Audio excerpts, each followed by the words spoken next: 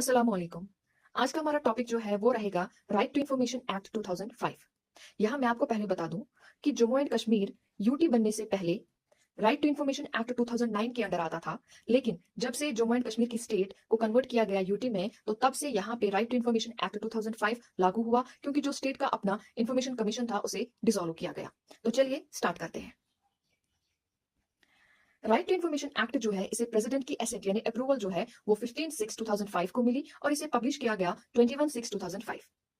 Right to information act 2005 को इस गर्ज से बनाया गया कि जितने सारे सिटीजन्स हैं हमारी कंट्री के, उन्हें एक एक्सेस मिले किस पे, इंफॉर्मेशन पे, जो कि किसके अंडर हो, पब्लिक अथॉरिटी के अंडर हो या गवर्नमेंट के अंडर हो, ताकि एक अकाउंटेबिलिटी या जिसे हम कहेंगे ट्रांसपेरेंसी रहे। और ये ट्रांसपेरेंसी या ये अकाउंटेबिलिटी किस में रहे? वर्किंग ऑफ द गवर्नमेंट में, working of the government officials में, या हम ऐसे कहेंगे कि जिस तरीके से हमारी सरकार काम कर रही है उनके काम करने के तरीके में ट्रांसपेरेंसी रहे और वो अकाउंटेबल रहे।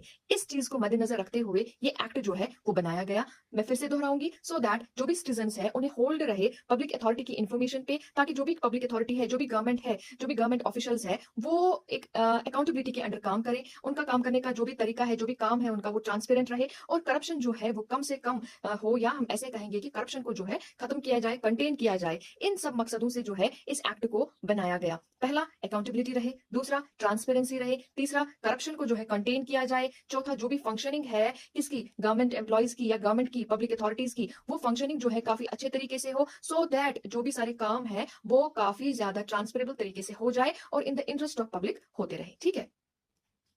हमारा जो आरटीआई एक्ट 2005 है, इसमें 6 चैप्टर्स आते हैं। चैप्टर 1 प्रिलिमिनरी, जो हम आगे देखेंगे कि इस प्रिलिमिनरी के अंदर क्या क्या चीजें रखी गई है। Chapter 2 right to information and obligation of public authorities. Chapter 3 के अंदर the central information commission. Chapter 4 के अंदर the state information commission. Chapter 5 के अंदर powers and functions of the information commission, appeal and penalties. और चैप्टर 6 जो है वो मिसलेनियस है। चैप्टर 1 प्रिलिमिनरी, इसमें जो है आरटीआई एक्ट 2005 के रूल 1 और रूल 2 कवर होते हैं अलोंग देयर सब रूल्स। ठीक है। तो रूल 1 और उसके सब रूल्स कुल मिला के क्या कहते हैं कि ये जो एक्ट है इसे हम कहेंगे राइट टू इन्फॉर्मेशन एक्ट 2005, और ये पूरे के पूरे इंडिया पे एक्सटेंड होता है, यानी कि पूरे के पूरे इंडिया पे इम्प्लीकेशन इसकी होती है, या हम कहेंगे ये इंप्लीमेंट होता है except the state of Jammu and Kashmir. Except to the state of Jammu and Kashmir क्यों कहा गया है? क्योंकि जब ये एक्ट पब्लिश हुआ तब हमारी जो जम्मू एंड कश्मीर थी एक स्टेट थी और आर्टिकल 370 और 35A के अंडर गवर्न होती थी। तो उस टाइम पे हमारा, जैसे मैंने पहले ही कहा, यहाँ पे अपना हमारा आरटीआई एक्ट था जो कि आरटीआई एक्ट 2009 के अंडर जाना जाता था। तो इस आरटीआई एक्ट ऑफ 2005 के पब्लिश होने के टाइम पे इसमें पहला रूल जो है वो कहता है कि ये एक्ट तो कहलाएगा आरटीआई एक्ट 2005, लेकिन ये जो है state of Jammu and Kashmir पे लागू नहीं होगा और रेस्ट ऑफ द पूरी जो कंट्री है इंडिया की उस पर लागू होगा। लेकिन अब चूंकि हमारी जो state of Jammu and Kashmir थी वो स्टेट नहीं रही, यूटी रही, सेंटर के अंडर आ गई है, तो अब ये एक्ट यहाँ पे भी लागू है। जैसे मैंने पहले ही आपको बताया कि अब 2009 वाला नहीं है, अब हम पे भी ये 2005 वाला ही लागू होता है। ठीक है। रूल 2 जो है वो डील करता है डेफिनेशंस के साथ। अब वो डेफिनेशंस क्या क्या है, मैंने यहाँ पे सारी की सारी डेफिनेशंस रखी है, क्योंकि जब पेपर में क्वेश्चन आता है आरटीआई एक्ट के रिलेटेड तो काफी ज्यादा चांसेस होते हैं कि हमें डेफिनेशंस के बारे में भी पूछा जाता है। ठीक है।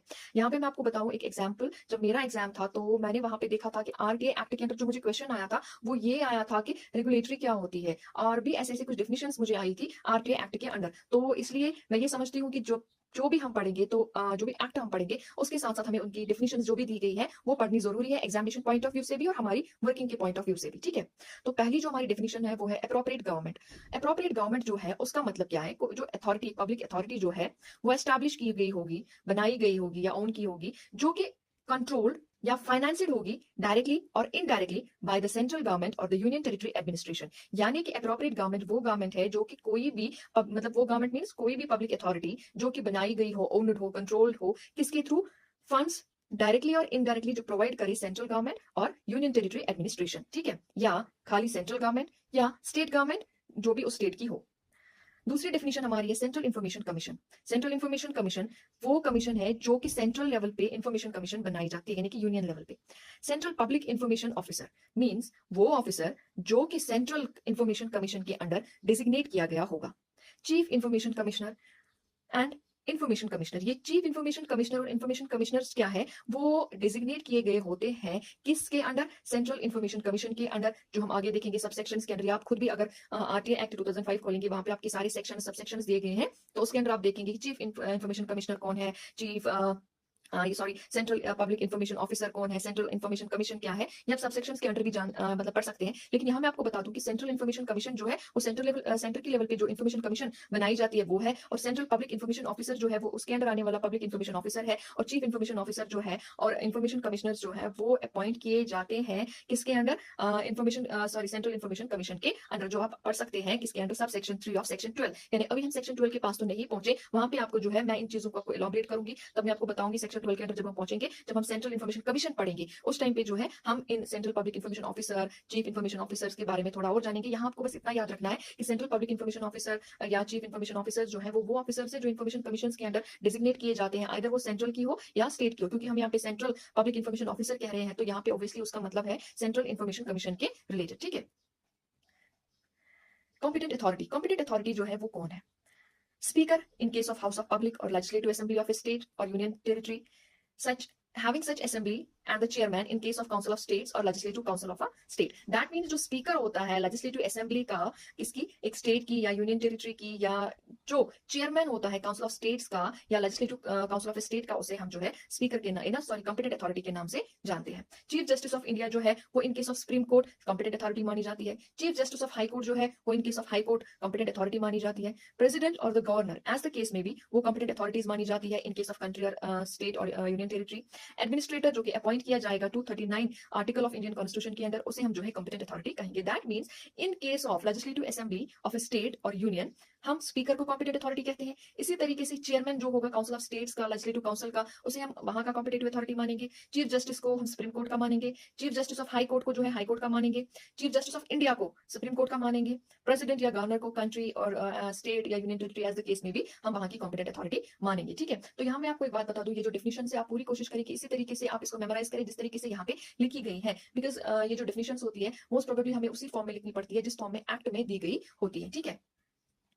नेक्स्ट इन्फॉर्मेशन, ये काफी इंपॉर्टेंट डेफिनेशन है, हमें हमारी जो डे टू डे वर्किंग होती है ऑफिस की उसमें भी काम आती है जब हम डील करते हैं आरटीआई एप्लीकेशंस के साथ, और एग्जामिनेशन पॉइंट ऑफ व्यू से भी काफी इंपॉर्टेंट है। Information means any material in any form, यानी कि कोई भी मटेरियल किसी भी फॉर्म में जो इंक्लूड करे records, documents, memos, emails, opinions, advices, press releases, circulars, orders, log books, contracts, reports, papers, samples, models, data material held in any electronic form, यानी कि आपकी सॉफ्ट फॉर्म में, and information relating to any private body which can be accessed by a public authority, यानी किसी भी private body के पास जो भी इन्फॉर्मेशन है जो पब्लिक अथॉरिटी एसेस कर सकती है वो भी इन्फॉर्मेशन के अंडर आती है। और जो भी आपके पास रिकॉर्ड्स हैं, डॉक्यूमेंट्स हैं, मेमोज है, एडवाइसेस है, यानी हार्ड फॉर्म में है, वो भी इन्फॉर्मेशन के अंडर जो है वो आती है। तो कभी कभार हमारे पास कुछ इन्फॉर्मेशन रिलेटेड एप्लीकेशंस आती है कि मुझे जी ये चीजें जो है अंडर आरटीआई एक्ट चाहिए, तो उस टाइम पे आप देखेंगे कि क्या ये इस इन्फॉर्मेशन की डिफिनेशन में आ रहा है जो चीज आपसे मांगी जा रही है। कभी कभार जो है हाइपोथेटिकल क्वेश्चंस पूछे जाते हैं, जैसे कि क्या हम ऐसा कर सकते हैं, या कोई आपको माना जाता है कि ये आपने कैसे किया, इस चीज पे आपने कौन सा रूल लगाया, तो वो हाइपोथेटिकल क्वेश्चंस जो है वो एक्चुअली हमारी इन्फॉर्मेशन डिफिनेशन के अंडर नहीं आते हैं, तो आप उस टाइम पे उन्हें कैटेगराइज मतलब कैटेगोरिकली जो है कह सकते हैं कि ये जी इन्फॉर्मेशन के अंडर नहीं आता, हमें प्रोवाइड नहीं कर सकते हैं। तो इसलिए मैं आपसे कह रही हूँ कि जो इन्फॉर्मेशन है ये काफी ज्यादा इंपॉर्टेंट है हमारी रोजमर्रा की वर्किंग में भी और एग्जामिनेशन पॉइंट ऑफ व्यू से भी, क्योंकि हम हाइपोथेटिकल के क्वेश्चन का रिप्लाई आरटीआई के अंडर नहीं दे सकते, बस इन्हीं चीजों के बारे में हम दे सकते हैं जो कि यहाँ पे इन्फॉर्मेशन के अंडर आपको मेंशन की गई है। मोस्टली हम देखते हैं हमारे पास आती है एप्लीकेशंस कि हमें जी ये चीज बताओ कैसे की, कौन गया, कहाँ की, हमें जी इसकी क्लेरिफिकेशन दे दो, वो चीजें जो है इन्फॉर्मेशन के अंडर नहीं आती, तो आप उन्हें जो है आउटराइटली कह सकते हो कि we can not provide such information because they are in the form of hypothetical questions and does not fall under the purview of information, ठीक है।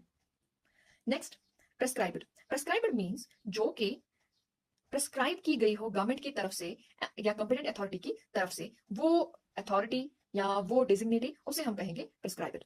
पब्लिक अथॉरिटी, पब्लिक अथॉरिटी कोई भी अथॉरिटी या बॉडी या इंस्टीट्यूशन, ठीक है, जिसको बनाया गया हो किसके अंडर, कॉन्स्टिट्यूशन के अंडर, या किसी भी लॉ ऑफ पार्लियामेंट के अंडर, या किसी भी लॉ ऑफ स्टेट लेजिस्लेचर के अंडर, या किसी भी नोटिफिकेशन जो कि गवर्नमेंट ने इशू की हो, या कोई भी ऑर्डर जो कि गवर्नमेंट ने इशू किया हो, ठीक है। और इसके अंदर क्या क्या इंक्लूड होता है, बॉडी ओन्ड, कंट्रोल्ड और substantially financed, non government organisation substantially financed directly और indirectly by funds provided by the appropriate government, यानी कि वो सारी बॉडीज या वो सारी अथॉरिटीज जिन्हें बनाया गया हो बाय और under the laws of constitution, parliament, state legislature या कोई भी नोटिफिकेशन या ऑर्डर ऑफ द गवर्नमेंट के, और उसके अंदर वो सारी बॉडीज भी आती है जो कि कंट्रोल की गई हो सबस्टेंटिवली किसके अंडर, जो भी हमारी गवर्नमेंट है उसके अंडर, क्योंकि उसके अंडर मतलब कंट्रोल की गई हो का मतलब है कि उसे जो है गवर्नमेंट जो है वो फंड्स देती हो, ठीक है, यानी कि वो फाइनेंसिड हो हमारी गवर्नमेंट की, यानी कि वो सारी बॉडीज भी पब्लिक अथॉरिटी में आती है जो कि ओन्ड हो, कंट्रोल्ड हो या सबस्टेंटिवली फाइनेंसिड हो बाय द गवर्नमेंट डायरेक्टली और इनडायरेक्टली। और वो सारी ऑर्गेनाइजेशंस भी आती है जो कि नॉन गवर्नमेंट ऑर्गेनाइजेशंस है और जिन्हें फाइनेंस करे डायरेक्टली और इनडायरेक्टली कोर गवर्नमेंट, ठीक है। मैं फिर से बताती हूँ, पब्लिक अथॉरिटी एक ऐसी अथॉरिटी है या एक ऐसी बॉडी है जो कि सेल्फ गवर्नमेंट भी हो सकती है और गवर्नमेंट वाली भी हो सकती है, और बनाई गई हो लॉज, किस लॉज के अंडर, किन लॉज के under, by the laws made by parliament, by the laws made by state legislature, by the laws or orders or notifications of the government, या under the provisions of constitution। और इसमें वो वाली bodies भी आती है जो कि ऑनर्ड हो गवर्नमेंट की या कंट्रोल बाय हो गवर्नमेंट की और उन्हें फाइनेंस करे गवर्नमेंट, और वो वाली बॉडीज भी आती है जो कि नॉन गवर्नमेंट ऑर्गेनाइजेशंस की अंडर आती हो लेकिन उन्हें फाइनेंस वगैरह जो है वो गवर्नमेंट करती हो, ठीक है। नेक्स्ट रिकॉर्ड, रिकॉर्ड जो है इसमें आता है कोई भी डॉक्यूमेंट, जो कि मैं आपको बता रही थी अभी पहले की इन्फॉर्मेशन के अंदर आपको रिकॉर्ड्स प्रोवाइड करने पड़ते हैं। तो रिकॉर्ड क्या क्या है? Record means any document, manuscript and file, any microfilm, microfiche or microficil copy of a document, any reproduction of image or image embodied in such microfilm, whether enlarged or not, and any other material produced by computer or any other device। That means hard and soft copies दोनों तरीकों की आपकी जो है records के under fall होती है, ठीक है। Next, right to information. Right to information का मतलब क्या है? It means right to information accessible under this act which is held by or under the control of any public authority and includes the right to। यानी कि right to information का मतलब क्या है? एक ऐसा right, एक ऐसा हक दिया जाता है इस एक्ट के अंदर जो कि प्रोवाइड करता है ये हुकूक एक बंदे को, एक सिटीजन को, या एक जिसे हम कहेंगे किसी भी ऑफिशियल को भी, किसी भी नॉन ऑफिशियल बंदे को भी, कि वो इंस्पेक्ट करे work document records of a public authority, ठीक है। पब्लिक अथॉरिटी यानी कि गवर्नमेंट जो भी गवर्नमेंट है, गवर्नमेंट ऑफिशियल्स है या कि नॉन गवर्नमेंट बॉडीज है, जैसे मैंने अभी आपको बताया जो कि इसके अंडर आती है, वहां के रिकॉर्ड्स के नोट्स ले, extracts of the certified copies of documents ले, ठीक है। Taking certified samples of materials, उसका भी राइट है इस चीज के अंदर दिया गया। Obtaining information in the form of diskettes यानी कि डिस्क, फ्लॉपीज, टेप्स, वीडियोस वगैरह, cassettes or any other electronic mode or through printouts where such information is stored in a computer or any other device, ठीक। That means right to information जो है वो एक ऐसा हक देता है एक सिटीजन को, चाहे वो ऑफिशियल हो या ऑफिशियल ना हो, नॉन ऑफिशियल एक ऑर्डिनरी सिटीजन हो, उसको एक हक देता है कि वो इंस्पेक्ट करे रिकॉर्ड्स किसके, एक गवर्नमेंट बॉडी के, एक पब्लिक अथॉरिटी के या नॉन गवर्नमेंट बॉडीज के जो कि प्रीव्यू के अंडर आते हैं, जो मैंने पहले अभी आपको बताया। और इंस्पेक्ट करने के बाद क्या क्या चीजें वो ले सकता है, जो मैंने अभी यहाँ पे दिखाई गई है 1 to 4 तक, सॉरी, कि क्या क्या ले सकता है। वो इंस्पेक्शन कर सकता है रिकॉर्ड्स में, वर्क के, डॉक्यूमेंट्स की, रिकॉर्ड्स की, उनके नोट्स ले सकता है, वो डिस्क में इंफॉर्मेशन ले सकता है या उनकी इंस्पेक्शन कर सकता है, फ्लॉपीज की, कैसेट्स की, या जो भी आपके पास इलेक्ट्रॉनिक मीडिया हो उन सबके प्रिंट आउट्स वो मांग सकता है इस चीज के अंदर, ठीक है। Now next is third party. Third party का मतलब क्या है? Third party means a person other than the citizen making a request for information and includes a public authority. ये मैं आपको ऐसे समझाती हूँ। थर्ड पार्टी जो है वो क्या होती है? सपोज एक लार्जर ग्रुप ऑफ पर्सन पे कोई ऑर्डर जो है वो इंप्लीमेंट किया जाता है। इंप्लीमेंट करने वाला गवर्नमेंट फर्स्ट पार्टी, जिस पे इंप्लीमेंट हो रही है लार्जर ग्रुप ऑफ पीपल या किसी भी बंदे पे, स्मॉलर ही क्यों ना हो या एक इंडिविजुअल क्यों ना हो, वो सेकंड पार्टी। लेकिन अब अगर कोई तीसरा बंदा जो है इस ऑर्डर के अगेंस्ट कुछ आपसे मांग रहा है, यानी कि ना तो वो ऑर्डर इशू कर रहा है ना तो उस पे इशू हो रहा है, यानी कि फर्स्ट और सेकंड में वो फॉल नहीं कर रहा, लेकिन तो भी वो आपको वो इस ऑर्डर के रिलेटेड इन्फॉर्मेशन मांग रहा है, ठीक है, तो दैट इज थर्ड पार्टी। हम ऐसे कहेंगे जो हमारे पास आरटी एक्टिविस्ट्स होते हैं, वो किसी ऑर्डर के बारे में, किसी इंप्लीमेंटेशन के बारे में, किसी नोट्स के बारे में, किसी प्रोसेस के बारे में पूछते हैं, तो वो थर्ड पार्टी में आ जाते हैं, बिकॉज ना तो वो इशू कर रहे होते हो ना ही उनपे लागू हो रहा होता है, लेकिन वो in the larger interest of the public आपसे ये मांग रहे होते हैं, तो वो थर्ड पार्टी में आते हैं, ठीक है। आज हमने जितना पढ़ा ये सारी डेफिनेशन इसमें कवर हो गई। नेक्स्ट लेक्चर में हम चैप्टर सेकंड से स्टार्ट करेंगे, उसमें हम देखेंगे कि क्या कैसे देनी है इन्फॉर्मेशन, किसको देनी है, कौन सी नहीं देनी है, फी वगैरह क्या है, वो हम नेक्स्ट चैप्टर में पढ़ेंगे और नेक्स्ट वीडियो के अंदर पढ़ेंगे। लेकिन जो भी मैंने आज आपको बताया ये भी काफी इंपॉर्टेंट है एग्जामिनेशन पॉइंट ऑफ व्यू से। इसमें कोई भी डेफिनेशन आपको जो है पूछी जा सकती है, कोई भी चीज आपसे जो है मांगी जा सकती है। तो आई होप आपको इतना समझ आया होगा। अगर कोई भी क्वेरी, कोई भी आपका क्वेश्चन होगा तो कमेंट सेक्शन में लिख सकते हैं, या फेसबुक पेज जो कि हमारा है नो द सर्विस रूल्स, उस पर आप मुझे डायरेक्टली टेक्स्ट कर सकते हैं। एंड खत्म करने से पहले आई रिक्वेस्ट यू ऑल कि अगर अभी तक आपने चैनल को सब्सक्राइब नहीं किया है तो चैनल को प्लीज सब्सक्राइब करें, ताकि आपको हर वीडियो की नोटिफिकेशन मिलती रहे, आपके पास हर कंटेंट पहुंचता रहे। और वीडियो को जरूर और जरूर लाइक और शेयर करें, ताकि ये कंटेंट जो है हमारे बाकी सारे मिनिस्टर स्टाफ